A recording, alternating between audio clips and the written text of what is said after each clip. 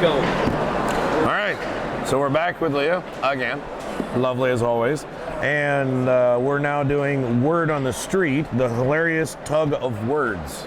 All right, it is for 2 to 10, 12 and up. How long? Takes about 30 minutes. Okay, cool. Depending on how much of word gamers you're playing with, or if you're playing with people that want a more party feel. Okay. So this game has been out for about a year in the United States, and we're in the process of working on a German version as well, and I'll show you the differences of that in a bit. So a lot of people might have heard of it already. It's one of our best-selling games.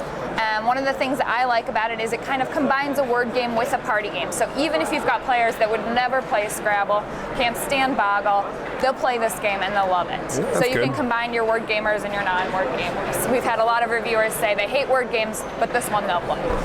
So it's 2 teams. Okay. Each team sits on opposite sides of the street, so you sit there, I sit here. On your turn, you get a category. Oh, it's in German. Ein Insekt. Which means an insect. Yeah, I got that one. Yeah.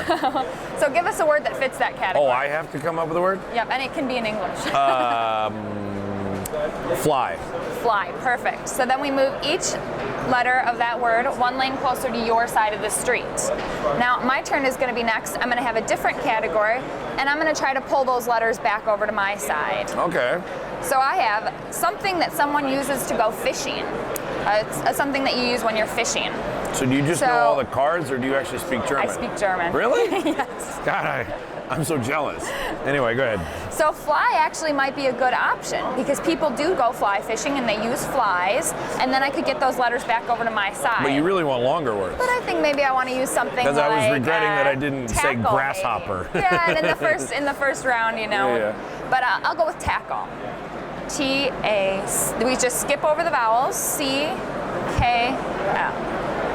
So I pull those letters back over to my side. So the L came back to the middle. Mm-hmm. The goal is to get 8 letters captured off on your side of the board. So once they go off. So each time you use it, it moves the 1 lane, and then once it comes off, it's captured. 8 letters captured wins the game. And so can I use the C once you've captured Once it? it's come off, you can still use it, but you're not going to get any credit for it. It's not going to move back. Okay. So it's particularly good to use words that have multiple letters in. If I have a river, I want to use Mississippi because then the S comes all the way off the board. You don't even have an opportunity to pull it back. I see. So multiple occurrences of the same letter in the same word. You get 1 lane for each letter. Oh, wow. Exactly, Okay. exactly. Interesting.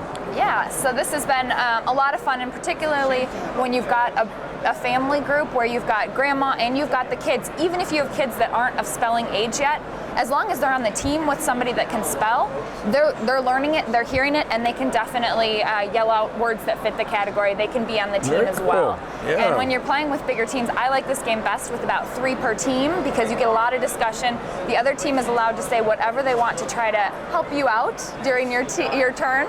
So maybe throw you off track a little bit. And you only have 30 seconds to come up with the word and pull the letters across, so you get a little bit of that franticness as well. Very cool. And now each turn, each back and forth, do I draw a new card every time? You draw a new card every time, so it's a new category every time. I had a good word for the next one. All right, I need a new category. Yeah, you need a new category, and so the green are easier, the blue are a little bit harder. Okay. We also have a junior version that has all 26 letters on it, that we only have in English right now.